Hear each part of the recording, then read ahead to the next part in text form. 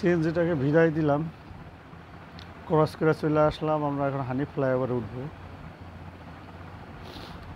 তো এইখানের রাস্তার পরিবেশটা খুব ভালো আছে। এখন রাস্তাটা একবারে ফাঁকা, দুটো একটা গাড়ি আছে। সিএনজি বিদায় দেওয়া হয় না, এখন আমার সামনে আছে। আমি এখন ক্রস করে চলে যাব, এইবার ক্রস করব। তো এখন ঢাকার ভিতরে ঢুকছি, তো একই রাস্তায় চলে যাবে, এখন আর সমস্যা হবে না। এই যে ক্রস করলাম কেবলমাত্র। তো এবার হানি ফ্লাইওভারে উঠলাম। হানি ফ্লাইওভারে এখানে উপরে উঠলে আসলে পরিবেশটা অনেক সুন্দর লাগে।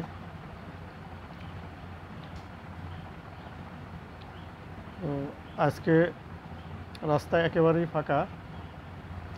প্রতিদিন ঈদ ছাড়া অন্যান্য দিনে এইখানে অনেক গাড়ির চাপ থাকে, বিশেষ করে গুলিস্তান যেখান থেকে নামে, গুলিস্তানের এখানে অনেক জ্যাম থাকে। তো আজকে এই ঈদের দ্বিতীয় দিন, যার কারণে এই চাপগুলো নাই। আর ফাঁকা রাস্তায় আসলে গাড়ি চালাইতে ভালোই লাগে। আশেপাশে কেউ নাই, ভয় নাই। তো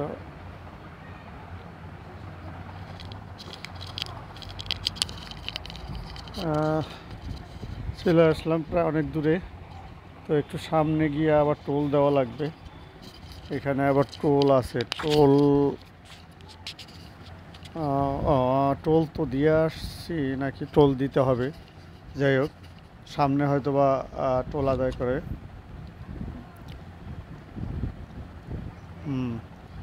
এইখানে হইলো গুলিস্তান নামার যে জায়গাটা, সেই জায়গাটা গুলিস্তান নামে।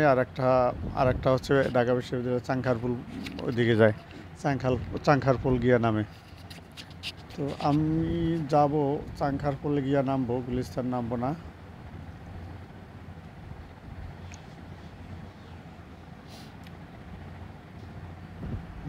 চাংখারপুল নাইমা ঢাকা বিশ্ববিদ্যালয়ের ভিতর দিয়ে ঢুকবো। এখন দেখা যাক এদিকে জ্যাম থাকে কিনা। সাধারণত এদিকে জ্যাম থাকার কথা না, কারণ আজকে ছুটি, সব ছুটি। তো জ্যাম থাকার কথা না। যে টোল দিতে হবে, 10 টাকা টোল। যে টোল দেওয়ার জন্য দাঁড়াইলাম। টোল দেওয়া শেষ, আবার টান। এবার গন্তব্য মিরপুর।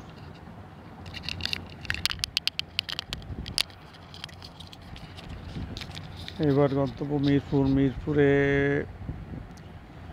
11 রবিওয়ালের কাছে। তো রাস্তাটা মোটামুটি ভালো ফাঁকা আছে, অনেক ফাঁকা রাস্তা, কোনো গাড়ি নেই।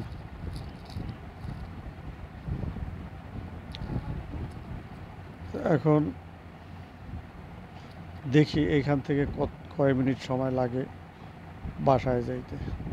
গাড়ি টানতেছি, গাড়ি 60-70 আছে, প্রায় 70-এর উপরে আছে। একবার দেখছি মিটার দিকে তাকায়া, প্রায় 74 না 75 ছিল, পরে আস্তে স্লো করে দিছি।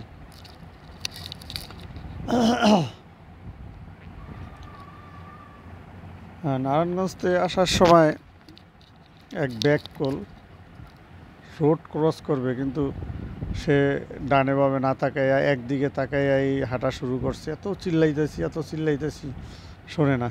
তো আল্লাহ বাঁচাইছে, আর একটু হইলেই হয়তো কোনো দুর্ঘটনা ঘটতে পারতো। আল্লাহ ভালো জানে, আল্লাহ হয়তো হেফাজত করছে। এইসব রাস্তায় কিছু ব্যাককলের কারণে দুর্ঘটনা হয়। এমনিতে ওই রাস্তাতে অটোরিকশার অভাব নাই, তার ভিতরে আবার যদি এই ব্যাককলরা রাস্তার ভিতর দিয়া রাস্তা ক্রস করতে গিয়া কোনো দিকে না তাকাইয়া হাঁটে, যে একদিক দিয়ে গাড়ি আসতেছে না কি আসতেছে, এগুলা দেখার দরকার নেই। তো যদি প্রাইভেট কার হয়, সিএনজি হয় বা বাস হয়, তাহলে জায়গায় ব্রেক করতে পারে। তো মোটরসাইকেল হলে তো আর জায়গায় ব্রেক করাটা অসম্ভব। তো যদি ব্রেক করতে হয়, তাহলে গাড়ি স্লো করতে হয়, তারপর আস্তে আস্তে দুইটা ব্রেক, দুইটা হাতে পায়ে দুইটা একসাথে করলে হয়তো তাও এত স্পিডের গাড়ি ব্রেক করা খুবই টাফ। অ্যাক্সিডেন্টের সম্ভাবনা 90%।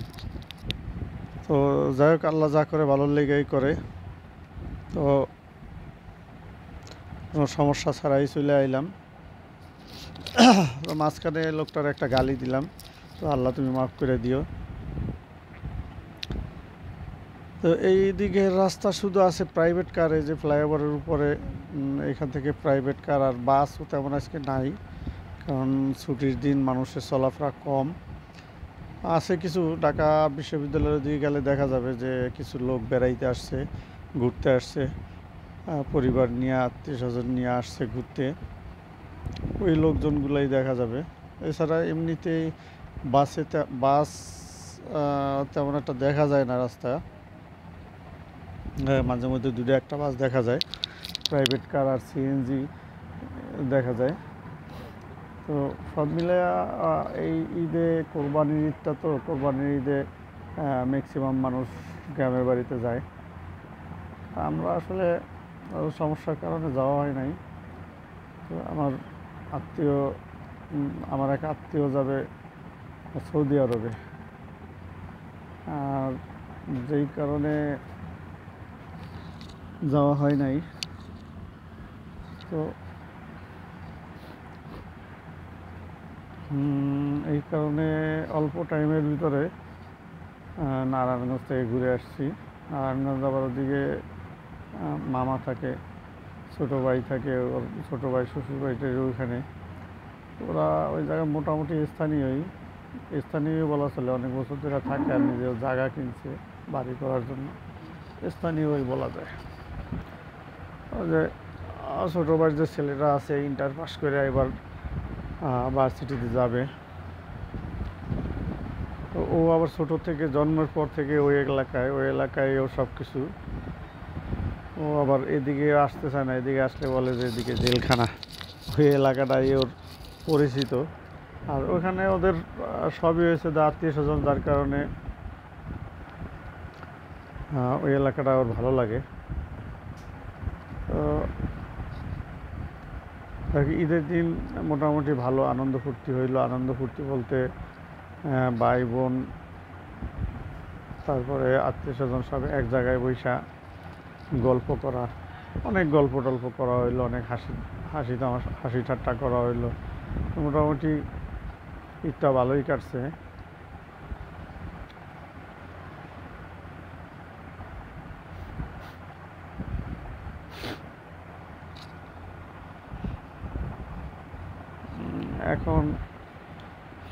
এখনও ফ্লাইওভারের উপরে আছি, হানিফ ফ্লাইওভারের উপরে আছি, নামতে পারি নাই। ফ্লাইওভারটা অনেক বড়, অনেক দূর, তাই কাছাকাছি চলে আইছি। তাই তো 2-4 মিনিটের ভিতরে ফ্লাইওভার থেকে নাইমা যাব। এই নামতেছি, ফ্লাইওভার থেকে নামতেছি। ফ্লাইওভার থেকে নাইমা হাতের ডাইন দিকে যাব, ঢাকা বিশ্ববিদ্যালয়ের ভিতর দিয়ে ঢুকবো। একবার ওইদিকে যাব না, সাইড দিয়ে যাব, গিয়া ঢাকা বিশ্ববিদ্যালয়ের যে রাজু ভাস্কর্য আছে, ওখান থেকে শাহবাগ হইয়া, শাহবাগের পরে ফার্মগেট হইয়া, বিজয় সরণি হইয়া, এরপরে মিরপুর। তো আসলে ভাবছিলাম যে ব্রিজ শেষ হয়ে গেছে, ফ্লাইওভার শেষ হয়ে গেছে, না আরও কিছুক্ষণ আছে, এখনও শেষ হয় নাই, আনতে পারি নাই। বাংলাদেশের একটা সম্পদ, এটা আসলে অনেক উপকার হয়েছে। আগে গুলিস্তান থেকে যাত্রাবাড়ি যাইতে সময় লাগতো, রাস্তাঘাটও সেটা ভালো ছিল না, মাঝখানে দুইটা স্ট্যান্ড, বাস স্ট্যান্ড দুইটা, একটা যাত্রাবাড়ি, একটা সায়দাবাদ। তো এটা ক্রস করে যাইতে অনেক ঝামেলা হইতো। এখন ফ্লাইওভার হয়েছে, অনেক দিন হয়েছে। ফ্লাইওভার হওয়াতে এই সায়দাবাদ আর যাত্রাবাড়ির যে ক্রস পয়েন্ট আছে, যে বাস স্ট্যান্ডটা আছে, এইগুলার ঝামেলা আর হইতে হয় না। তো একবারে পোস্ত পোস্তগুলা গিয়া নাইমা যদি যারা ঢাকা যাবে তারা একদিক দিয়ে যাইতে পারে, আর যারা হচ্ছে নারায়ণগঞ্জ যাবে তারা বামের দিকে যায়। তো মোটামুটি এই রাস্তায় এখন আর কোনো জ্যাম নাই। এখন আমরা ঢাকা বিশ্ববিদ্যালয়ের ভিতর দিয়ে যাচ্ছি। তো এখানে হালকা পাতলা জ্যাম পাওয়া যাবে সামনে, কারণ সিগন্যালও পাওয়া যাবে ঢাকার ভিতরে। তো আর এখানে এদিকে অনেক লোক আসছে, অনেক মানুষ আসছে বেড়ানোর জন্য, বেড়াইতে আসছে, ছুটির দিন ছুটির সময় কাটাইতে আসছে। তো কিছু জ্যাম পাওয়াও যাইতে পারে, সিগন্যালও পড়তে পারে, এমন আছে সিগন্যাল নাও থাকতে পারে নিজের ছুটির দিন, ছুটির সময়, এই কারণে ছুটির জন্য।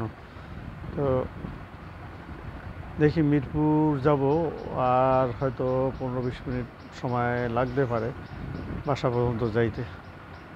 তো আজকে এই পর্যন্ত বিদায় নিচ্ছি। আল্লাহ হাফেজ। সবাই আমার জন্য দোয়া করবেন, আর সবাই লাইক করবেন, শেয়ার করবেন। ধন্যবাদ সবাইকে।